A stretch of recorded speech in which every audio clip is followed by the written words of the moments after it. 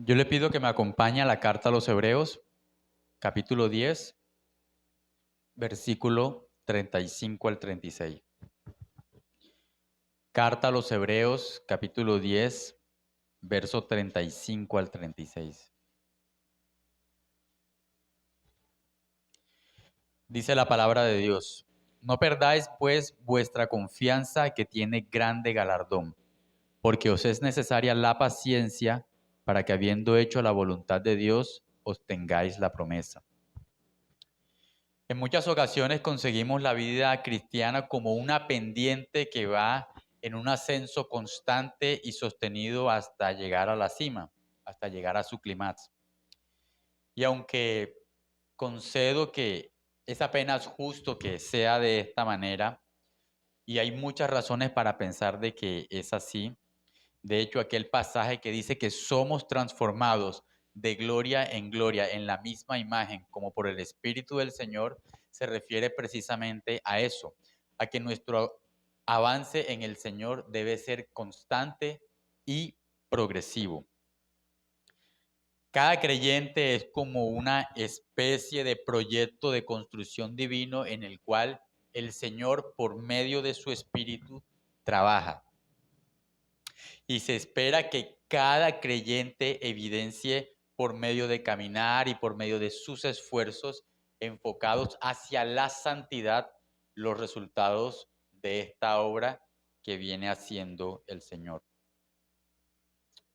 No obstante, amado hermano, lo cierto es que en la práctica la vida cristiana tiene muchos altibajos.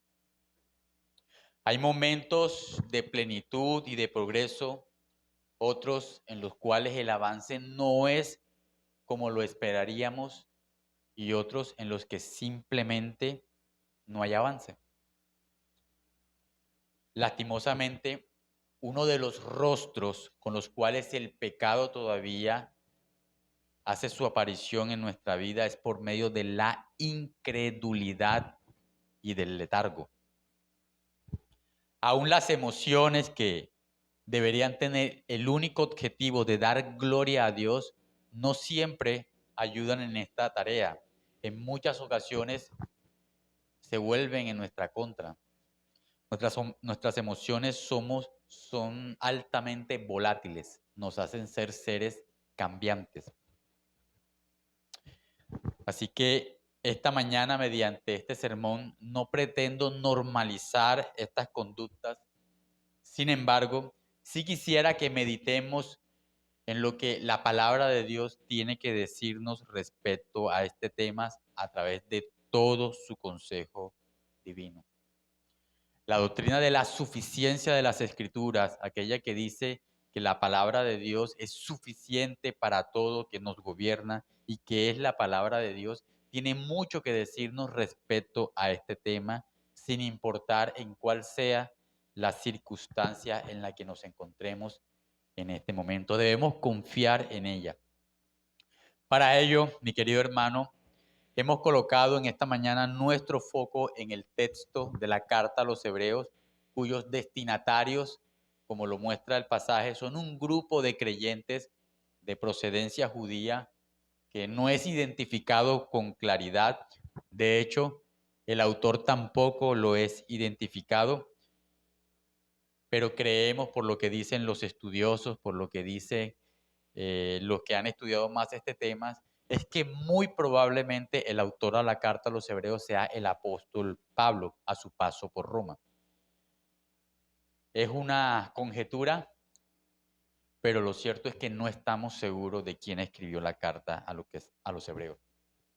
Lo que sí sabemos es que este grupo de creyentes eran judíos, se habían convertido al cristianismo hace un tiempo atrás, pero que en este momento, en el momento en que se leyó el pasaje que hemos leído, se sentían tentados por una forma de judaísmo.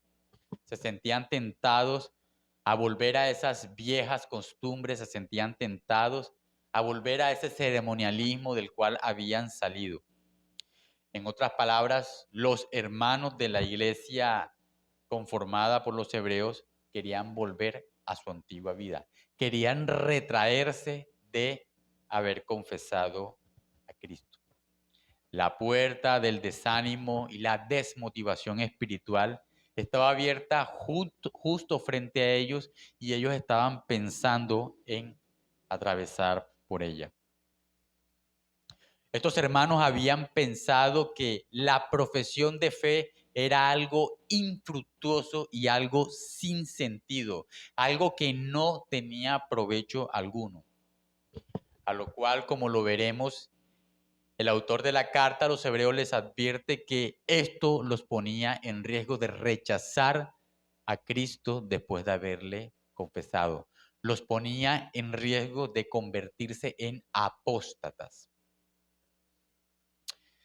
Dado que es un público los que han tenido la oportunidad de leer esta carta, se darán cuenta que el autor de la carta a los hebreos utiliza mucho la ley de Moisés. De hecho, en pocas partes del Nuevo Testamento veremos que cita la ley con tanta experticia, con tanto conocimiento, y lo hace precisamente para traer claridad a la vida de estos hermanos, para enseñarle que todas esas cosas que dice la ley, que dice Génesis, Éxodo, Levítico, Número y Deuteronomio, apuntan a las realidades que el cristianismo enseña.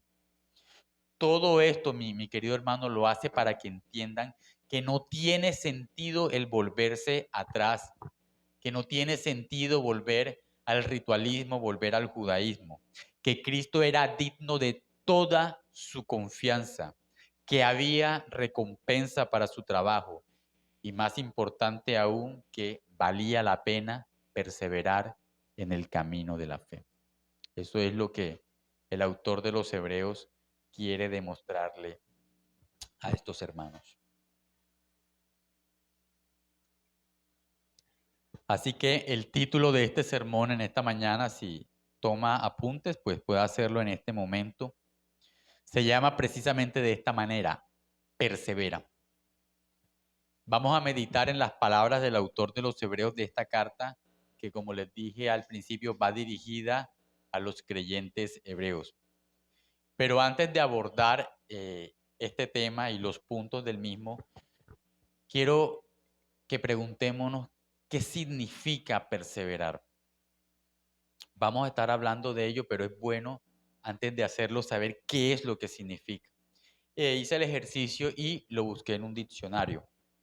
La palabra perseverar o el concepto perseverar significa mantenerse constante en la prosecución de lo que se ha comenzado, en una actitud o en una opinión. Eso significa perseverar. Ahora, si quisiéramos cristianizar un poco esta definición, diríamos que perseverar es el acto constante y sostenido de mantenerse practicando y creyendo las enseñanzas de la palabra de Dios hasta el final de nuestros días. Para nuestro ejercicio, para este sermón, ese será el concepto o la definición de perseverancia que estaremos manejando. Así que la pregunta que quiero resolver o que queremos con la ayuda del Señor resolver es, ¿qué necesito? ¿Qué necesitamos para perseverar en la vida cristiana?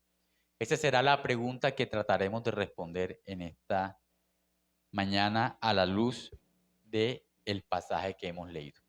Así que mi querido hermano, con todo este contexto, yo le pido que leamos otra vez. Vamos a leer Hebreos capítulo 10, versículo 36. Dice la palabra del Señor: no perdáis pues vuestra confianza, que tiene grande galardón, porque os es necesaria la paciencia para que, habiendo hecho la voluntad de Dios, obtengáis la promesa. Así que lo primero a lo cual se refiere el pasaje, y ese será el primer punto de este sermón, es mantener viva la confianza. Ese será nuestro primer punto.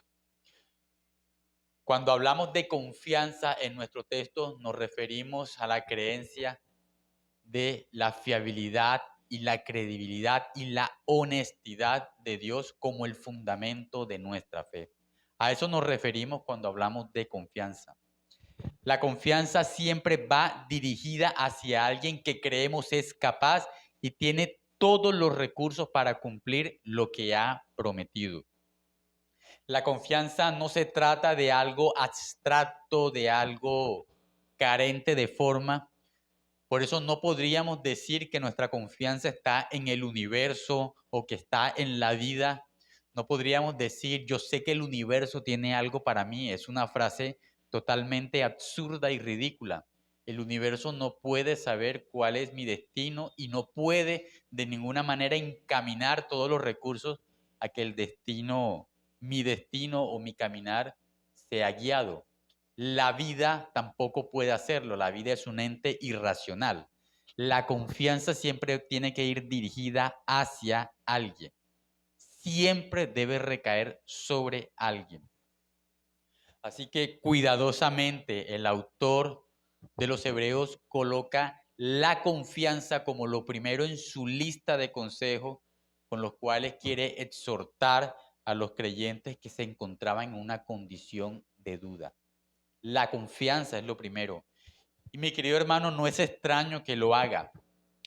Las principales caídas de la sociedad y de las personas vienen cuando nos empezamos a cuestionar cuál es el fundamento de nuestra esperanza. Por eso dicho fundamento no puede ser abstracto, tiene que ser concreto. Y esto es algo que alguien que es astuto lo sabe. Por eso se sabe que cuando un individuo desiste de un objetivo o cuando se quiere que un individuo desista de un objetivo, lo primero que tiene que atacar o de lo primero que tiene que convencerlo es que el objetivo que persigue es incierto y que a la postre su meta es vana o es absurda. Y si lo saben y si se han dado cuenta, los falsos maestros saben esto. Y por eso atacaban justo ahí. Atacaban en la esperanza que ofrece el Evangelio. Para ellos era muy fácil decir o insistir en que no valía la pena seguir a Cristo, que todo eso era falso, que todo eso era absurdo, que todo eso no tiene sentido. Y si se pone a pensar, es una estrategia muy inteligente, por llamarlo de alguna manera. Y es lo que el autor a los hebreos está atacando cuando escribe su carta. Decirles que el fundamento de su esperanza no era algo perdido, era algo que tenía todo el sentido del mundo. Y este es precisamente el escenario en el que se da la carta a los hebreos. En pocas palabras, lo que el autor está buscando es que los creyentes no se retrajesen de su profesión de fe, que no renunciaran a su confianza. Veremos que los falsos maestros y que la falsa doctrina son un arma muy eficaz en las manos del diablo contra la iglesia. Y es algo que no es común solamente de ese tiempo. La carta a los hebreos se escribió en el siglo I, hace más de 1900 años. Es algo que en este tiempo también lo vemos. Muchos falsos maestros, muchas personas perversas, interesados en destruir la esperanza que ofrece el Evangelio, enseñan, por ejemplo, que Dios no existe, que Cristo es un personaje histórico. No sé si quizás ha escuchado por ahí ese libro que escribió un individuo que se llama El Jesús histórico, que su único objetivo es demostrar que Jesús es un simple ser humano como usted y como yo, carente de toda divinidad. U otras personas que enseñan que el cielo no existe, que la Biblia es un mero libro como cualquier otro, o que esta vida, esto que vemos, es todo lo que hay, que todo es producto del azar y del caos. Ahí es donde atacan los falsos maestros. En una ocasión alguien decía lo siguiente: el diablo practica todos los pecados excepto uno, la pereza. Piense en todos los pecados, aún los más perversos de todos. El diablo los practica otros, pero debemos reconocer que es muy diligente en su tarea de destruir a la iglesia, incluso más diligente que nosotros, en nuestra tarea de agradar al Señor. Debemos reconocer que ha sido muy efectivo en su propósito de minar la esperanza que ofrece el Evangelio. Por eso en nuestros días vemos cómo el secularismo, esa vida privada de Dios, esa vida cargada de irreligiosidad, ha ganado tanto terreno en nuestra sociedad. Hemos sido de alguna manera convencidos como sociedad de que esto es todo lo que hay, que no hay nada trascendente, que no hay esperanza, que no hay nada en lo cual colocar nuestra esperanza. Por eso vivimos en un mundo en el cual hay tanta ansiedad, hay tanta tristeza, hay tanta depresión, porque se ha perdido el norte de la esperanza que ofrece el Evangelio. Por eso, mis queridos hermanos, con estas palabras quiero valerme de ese hecho providencial en la vida de los creyentes hebreos para hablarles de la necesidad de mantener viva la esperanza en nuestro peregrinar cristiano, en nuestro peregrinar de la fe.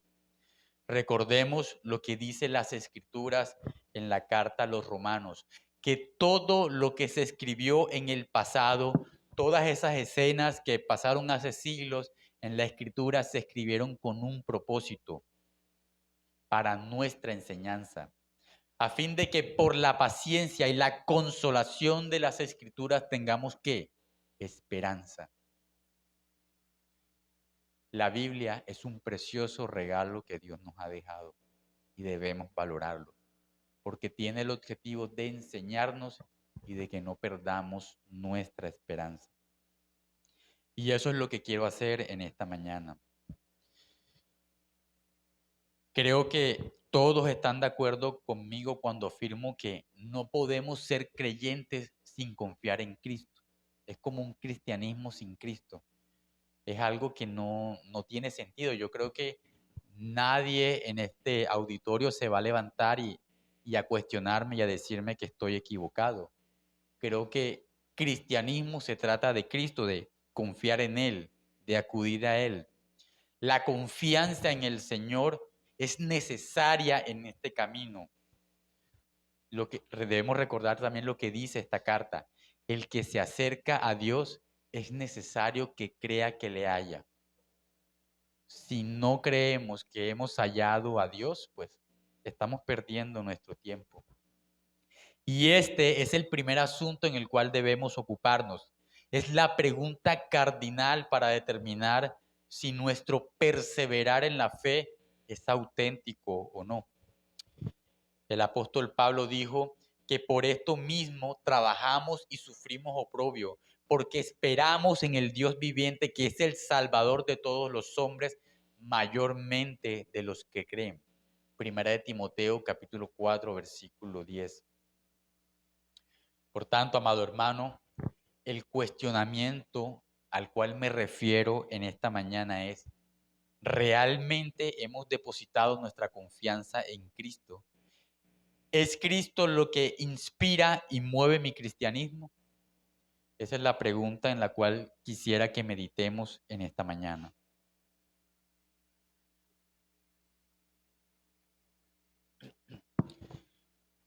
Y usted puede creer que es una pregunta obvia, pero la pregunta no es para menos. Nuestro corazón tiende a crear ídolos con relativa facilidad. Un ídolo es todo aquello en lo cual tú confías, en lo cual te sientes seguro, en lo cual amas y enfocas todos tus esfuerzos y pensamientos diferentes de Dios.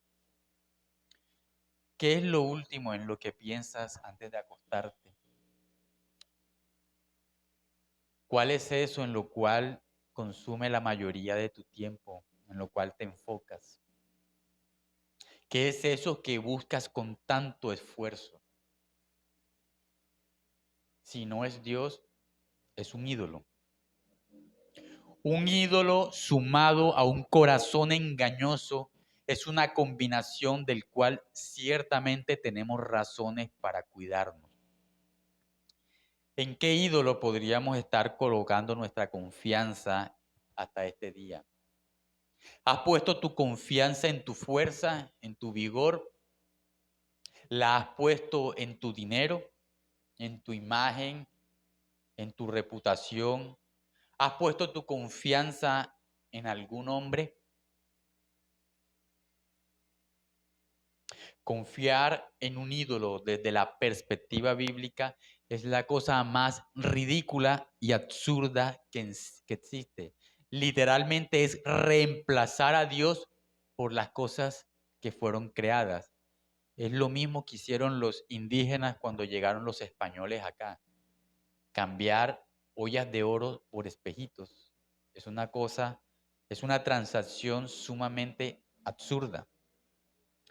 El profeta Jeremías dijo lo siguiente, yo le pido que me acompañe a leerlo. Jeremías capítulo 2, versículo 27 al 28.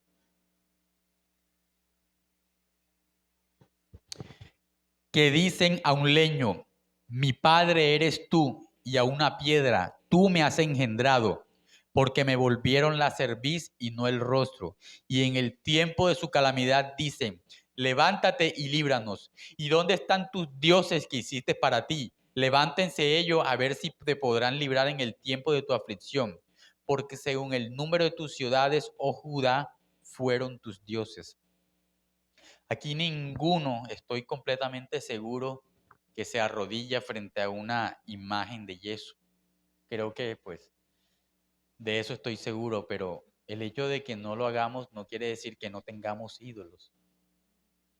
El ídolo, el dinero, perdón, es un peligroso ídolo. Si te sientes seguro solamente cuando tienes dinero, tienes un ídolo posesionado en tu corazón.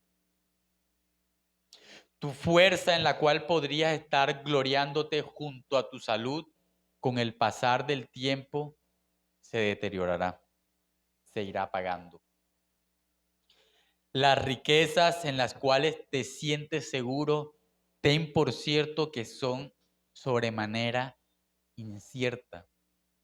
Solamente basta una crisis económica para que el dinero en el banco, la cuenta, el saldo en el Nequi, sea solamente eso, un número. El hombre en el cual tienes fijada tu mirada, toda tu esperanza, esa esperanza que solamente podrías encontrar en Jesús, dice la Biblia que es como la hierba y como la flor es su belleza. La hierba se seca y la flor se marchita. Dice también Job que ningún hombre podrá redimir al hermano ni dar a Dios su rescate. Además, hay una maldición que cierne sobre todo aquel que coloca su esperanza en el hombre. Maldito el hombre que confía en el hombre. Por eso, mi querido hermano, el salmista en el Salmo 115 nos dice con toda insistencia y casi como un ruego que confiemos en Dios. Debemos confiar en el Dios de Israel. ¿Sabe cuál es la razón del ruego? Porque es muy fácil perdernos detrás de un ídolo. Es muy fácil perdernos y colocar nuestra esperanza en esos ídolos. Dice la escritura en el Salmo 115, versículo 9-11. Oh Israel, confía en Jehová. Él es tu ayuda y tu escudo. Casa de Aarón, confiad en Jehová. Él es vuestra ayuda y vuestro escudo. Los que teméis a Jehová, confiad en Jehová. Él es vuestra ayuda y vuestro escudo. Por eso, mi querido hermano, el autor de los Hebreos empieza diciendo esto al inicio. No perdáis, pues, vuestra confianza. No podríamos ni siquiera considerar las palabras que siguen si no nos aseguramos de que nuestra confianza esté colocada en Cristo, de que esa confianza exista y que esa confianza sea verdadera. Entonces, amado hermano, a la pregunta, ¿qué es lo primero que necesitamos para perseverar? La respuesta es confianza. ¿Confianza en qué? En nosotros, en nuestra fuerza, en el dinero, en Cristo, solo en Él. El apóstol Juan dice en su evangelio que Cristo es la palabra o el verbo de Dios. Dice en Juan 1:1, en el principio era la palabra y la palabra era con Dios y la palabra era Dios.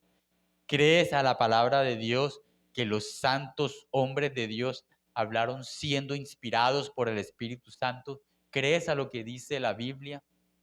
¿Crees lo que dice el libro sagrado?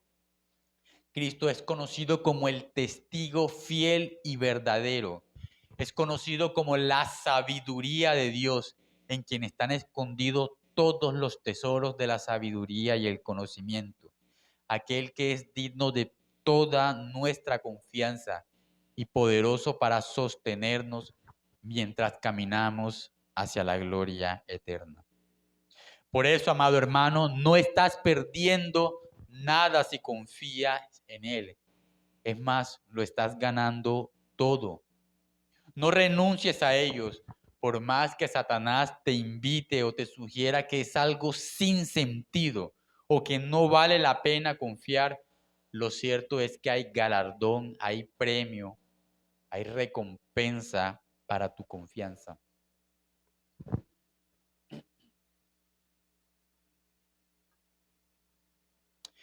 Bien, hermano, hemos hablado de que para perseverar lo primero que necesitamos es mantener viva la confianza. Así que avancemos en nuestro bosquejo. Vamos a lo segundo que nuestro pasaje nos dice que necesitamos para perseverar. Recordemos que estamos tratando de resolver la pregunta, ¿qué necesitamos para perseverar en nuestro caminar de la fe? Y ya hablamos de lo primero que es, ¿qué? Mantener viva la confianza.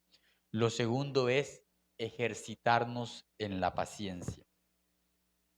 Así que cuando hablamos de paciencia en nuestros textos, nos referimos a esa virtud de poder sufrir y tolerar las dificultades con fortaleza y sin lamentarse, mientras avanzamos, mientras conseguimos, mientras esperamos con calma aquello en lo cual estamos persiguiendo. En el contexto de la teología sistemática, la paciencia se clasifica como un atributo ¿de qué tipo? ¿Comunicable o incomunicable? Comunicable. Quiere decir que a nosotros en un grado inferior se nos es concedido tener paciencia. El atributo de Dios se refiere a ese control que Dios ejerce sobre sí mismo para no castigar al impío inmediatamente y darle lo que se merece. Es ese control que Dios tiene sobre sí mismo. Piense en una represa que sostiene todo el furor de aguas sobre el río abajo, sobre un caudal. Frecuentemente escuchamos lo que dice, Dios es tardo para la ira. Es una referencia o una apelación a la paciencia de Dios. En Dios, mi querido hermano, la paciencia es perfecta. Es el modelo al cual todos debemos apuntar, debemos soportar. De hecho, en alguna ocasión alguien dijo, piensa en todo lo que se necesita para refrenar un ser omnipotente e infinito como Dios, con todo el poder que Él tiene, y tendrás una idea de lo que significa la paciencia de Dios. ¿Qué se necesita para refrenar el poder de Dios? Un atributo igualmente infinito como su poder. Esa es la paciencia de Dios. La paciencia en nuestro texto no está relacionada con posponerle el castigo al impío. Esa es una prerrogativa divina. Nosotros no somos jueces y no estamos llamados a impartir juicio. En nosotros la paciencia se refiere a la facultad de soportar con amor, templanza y dominio propio. A eso apunta la paciencia en nosotros. En ese sentido, cuando el autor de los Hebreos se refiere a la paciencia, debemos preguntarnos, ¿qué necesitamos para perseverar en esta vida cristiana? Y la pregunta o la respuesta que podemos dar adicional es que necesitamos paciencia. Recordemos lo que dice el autor inspirado, porque os es necesaria la paciencia. Así empieza nuestro texto.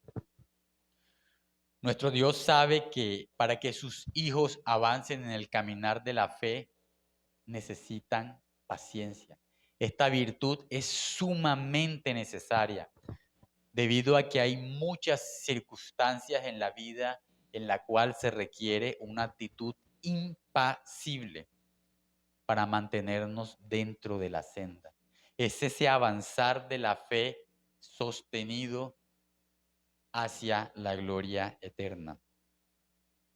Como lo mencioné al inicio, nuestro corazón, por ese pecado remanente que aún está dentro de nosotros, aún echa mano de esas emociones y puede convertirse en un peligroso enemigo. Las emociones en nosotros no están santificadas del todo. En ocasiones nuestras emociones nos llevan a actuar en contra de la voluntad de Dios y a colocarnos en situaciones que nos ponen en peligro de pecar. La palabra paciencia en nuestro texto viene del griego hupomoné, así como se escucha, hupomoné, lo cual si usted va a la referencia Strong, lo define de esta manera: resistencia o aguante alegre o esperanzado. Esa es la definición que da la referencia Strong. Resistencia o aguante alegre o esperanzado. No nos referimos entonces a esa aptitud de aguantar por aguantar, en la cual no nos aferramos a nada. Simplemente aguantamos en una actitud masoquista. No nos referimos a esto, sino a un aguantar de la fe esperanzado, a un aguantar, a una resistencia en la fe que nos da gozo. No podríamos llegar a la conclusión que Dios no nos ha dotado de todo lo necesario para encontrarnos con Él. Él nos ha dotado a todos los verdaderos creyentes de esa virtud, de paciencia. Como sabemos, mi querido hermano, el apóstol Pablo enseña que la paciencia está incluida dentro del fruto del Espíritu Santo, junto con el amor, junto con la benignidad, junto con la bondad. La paciencia es parte del fruto del Espíritu Santo. Así que como lo dijimos al inicio, no puede haber creyentes que no confíen en Cristo. Del mismo modo tendríamos que decir que no hay creyentes que no tengan paciencia. La paciencia es necesaria. No hay cristianos que no tengan paciencia. Por eso, mi querido hermano, el consejo que nos da el autor de los Hebreos cuando nos dice: os es necesaria la paciencia para hacer la voluntad de Dios, no es algo que aplicó únicamente a los hermanos del primer siglo. Ese consejo está vigente para nosotros, los creyentes del siglo XXI. Necesitamos paciencia. La necesitaron ellos para alcanzar la promesa y seguramente la necesitaremos nosotros también para hacerlo. Mientras preparaba este sermón, mi querido hermano, encontré en la Escritura 15 referencias que hablan acerca de la paciencia. Así que no estamos hablando de algo que no se mencione tanto en las Escrituras. Se menciona mucho. Sin embargo, creo que hay una referencia que aparece en el Evangelio de Lucas que es digno de resaltar. Vaya conmigo a Lucas capítulo 21, versículo 19. Estas palabras son pronunciadas por el mismo Señor Jesucristo. Dice: con vuestra paciencia ganaréis vuestras almas. Sin lugar a duda, el Señor Jesús considera la paciencia como algo de suma importancia para la vida de la fe. No es un asunto trivial, no es un asunto de segundo orden. Tanto así que podríamos llegar a afirmar sin temor a equivocarnos que sin ella fracasaremos en el camino de la fe, fracasaremos en nuestro cristianismo. Y quiero presentarlo de otra manera. Nuestro destino eterno está en juego si no evidenciamos en nuestra vida que el Espíritu ha producido esta virtud en nosotros. Mi hermano, necesitamos paciencia cada día para resistir los ataques de la carne. Necesitamos paciencia cada vez que la carne te intenta desviar de la voluntad de Dios. Necesitas paciencia mientras estás llevando todo pensamiento cautivo a la obediencia a Cristo. Necesitas paciencia para soportar las tentaciones que Dios en su providencia permite que lleguen a tu vida. Necesitas paciencia mientras refrenas los impulsos del viejo hombre. Necesitas paciencia, mi querido hermano, para soportar a tus hermanos en la fe. Y tus hermanos en la fe necesitan paciencia para soportarte a ti. Esta virtud es sumamente necesaria. Pero mi querido hermano, por encima de todo, necesitas paciencia cuando veas que las cosas no salen como esperas. Porque aún en esa situación debes confiar en que los pensamientos de Dios son más elevados que los tuyos. En esa situación necesitas paciencia. Claramente, mi querido hermano, como ya lo hemos visto, necesitamos mantener viva la confianza en Dios, pero también necesitamos paciencia. Se requiere tanto lo uno como lo otro. No estamos hablando de algo excluyente. Es un matrimonio de virtudes para un caminar exitoso de la fe. ¿Cuántas veces hemos tenido en poco esta virtud que deberían tener todos los creyentes? Piensa en cuántos errores te hubieses ahorrado en una situación u otra por haber actuado de forma impaciente. Más importante aún, ¿sabes cuántos diariamente vuelven atrás de su profesión de la fe por no tener paciencia? ¿Entiendes ahora el impacto de la falta de paciencia en tu vida? Dice Santiago en el capítulo 1, versículo 4, mas tenga la paciencia su obra completa para que seáis perfectos y cabales sin que os falte cosa alguna. Santiago nos dice que la paciencia tiene resultados que van mucho más allá de lo que ahora vemos. Tienen resultados que tienen impacto en la vida eterna. Ciertamente, querido hermano, cosecharemos frutos de la paciencia en esta vida, en este siglo. Usted obtendrá muchos beneficios por ser paciente, pero a lo que Santiago está diciendo es que la paciencia la utiliza Dios para forjar nuestro carácter y nuestra vida a la semejanza de un día.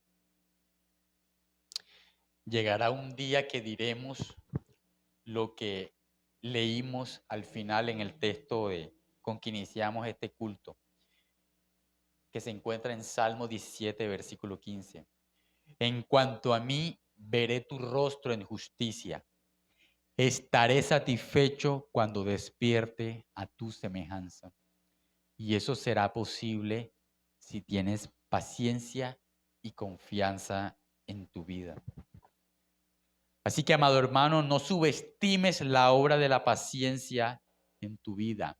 La meta de la paciencia es que seamos perfectos y cabales. Y perdóneme la redundancia, ¿sabe quién es perfectamente perfecto? Cristo. ¿Sabe quién es perfectamente cabal? Cristo. El Dios hecho hombre. Cada creyente es un gran proyecto de construcción que tiene una valla enorme que dice próximamente criatura conforme a la semejanza del Hijo de Dios. Y la paciencia es la herramienta que utiliza el Espíritu Santo para trabajar en cada creyente.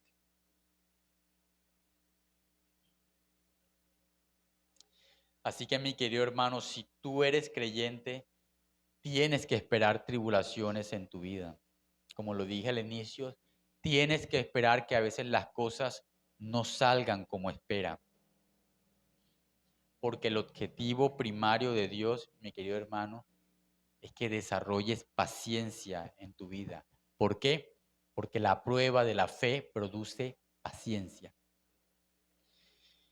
Finalmente, mi querido hermano, el autor de los Hebreos les reconoce a los creyentes hebreos en el capítulo 12, luego de haber hablado en el capítulo 11 de esos ejemplos de la fe, que tenían que seguirse esforzando, que los hermanos que aparecen narrados en el capítulo 11 de la carta a los Hebreos también experimentaron circunstancias difíciles, pero que aún así debían avanzar.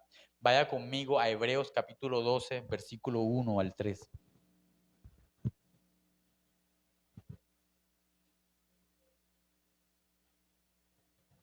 El autor de los Hebreos les coloca como ejemplo a Jesús y los llama a que lo imiten. Dice, por tanto nosotros también, teniendo en derredor nuestro tan grande nube de testigos, despojémonos de todo peso y del pecado que nos asedia y corramos con paciencia la carrera que tenemos por delante. Puestos los ojos en Jesús, el autor y consumador de la fe, el cual por el gozo puesto delante de él sufrió la cruz, menospreciando el oprobio, y se sentó a la diestra del trono de Dios. Considerad a aquel que sufrió tal contradicción de pecadores contra sí mismo, para que vuestro ánimo no se canse hasta desmayar. Así que, querido hermano, hemos hablado de lo que necesitamos para perseverar. Hemos dicho en primera medida que necesitamos mantener viva la confianza. Lo segundo es que necesitamos ejercitarnos en la paciencia. Así que tratemos de identificar lo tercero que habla de nuestro pasaje para tratar de resolver esa pregunta que nos planteamos al inicio. ¿Qué necesitamos para perseverar en el camino de la fe? Y según el texto, dice que lo tercero que necesitamos para perseverar en el camino de la fe es mantener fija la confianza en el galardón.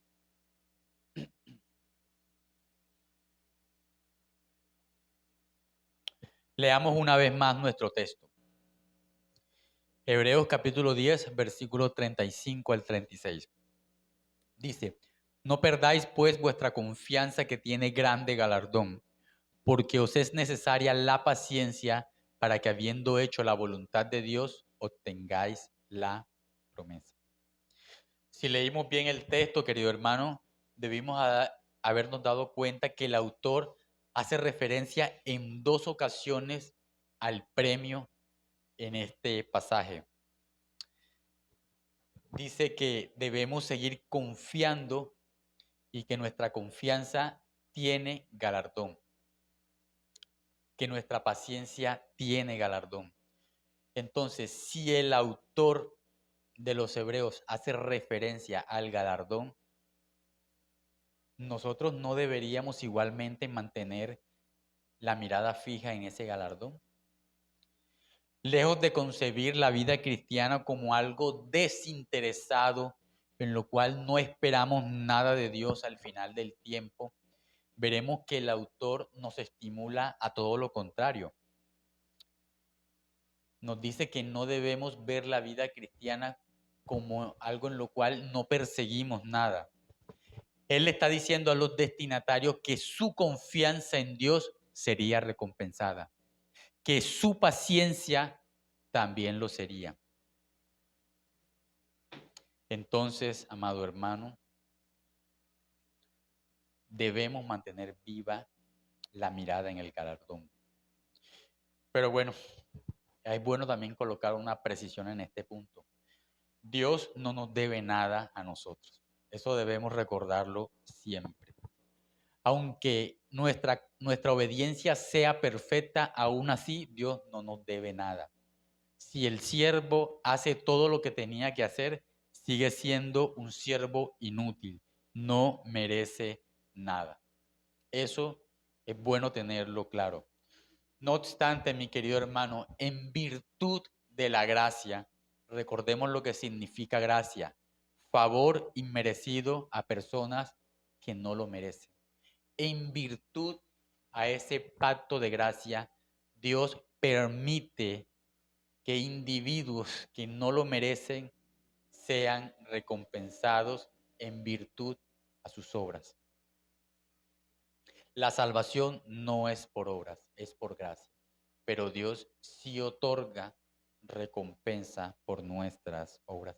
Así que las obras son muy importantes, amados hermanos. Sean buenas o sean malas, son muy importantes. Así que los animo a hacer buenas obras y a evitar todo el pecado que sea posible. Mi querido hermano, con toda seguridad podemos apropiarnos en las palabras del autor de los Hebreos al decirnos que tenemos que mantener viva nuestra confianza, que debemos tener paciencia en este caminar de la fe y que debemos ejercitarnos en ello.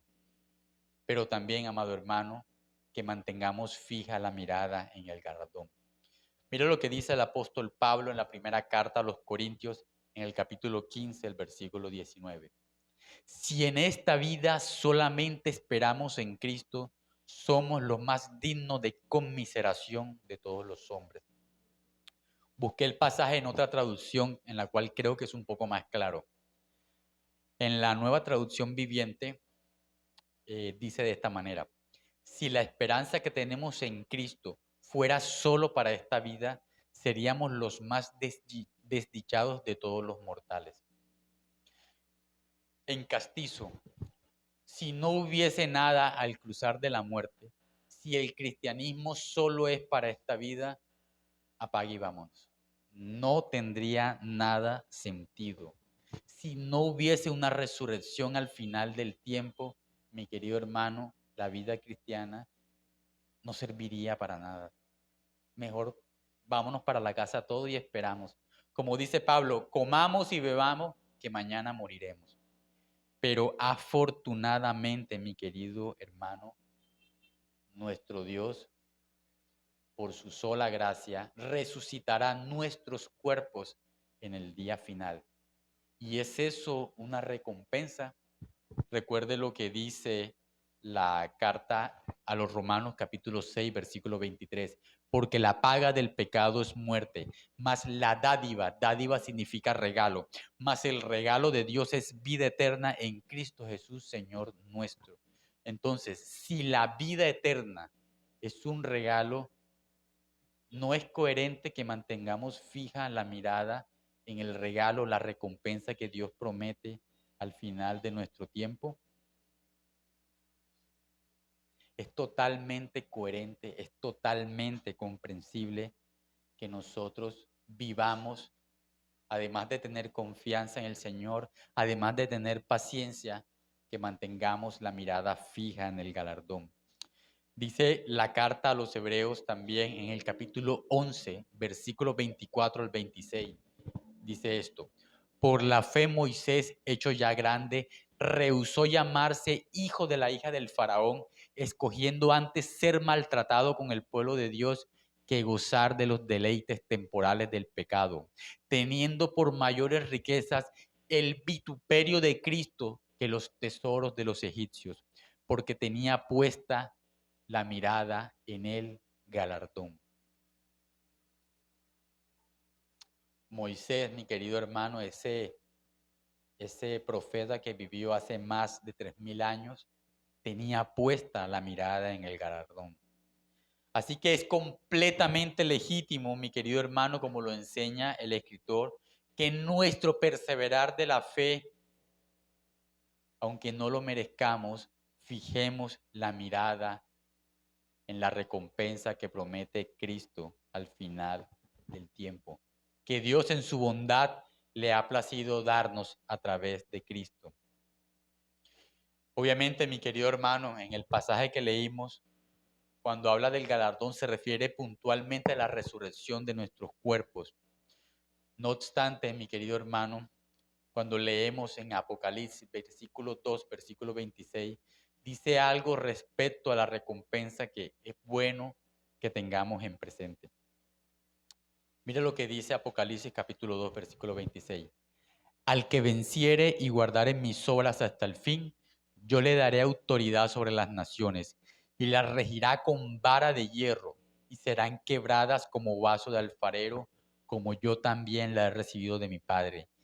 Y le daré la estrella de la mañana. ¿A qué se refiere esto con la estrella de la mañana? ¿Qué significa que el Señor a los que venciere les obsequie la estrella de la mañana? Bueno, la palabra de Dios, el mismo libro de Apocalipsis da la respuesta.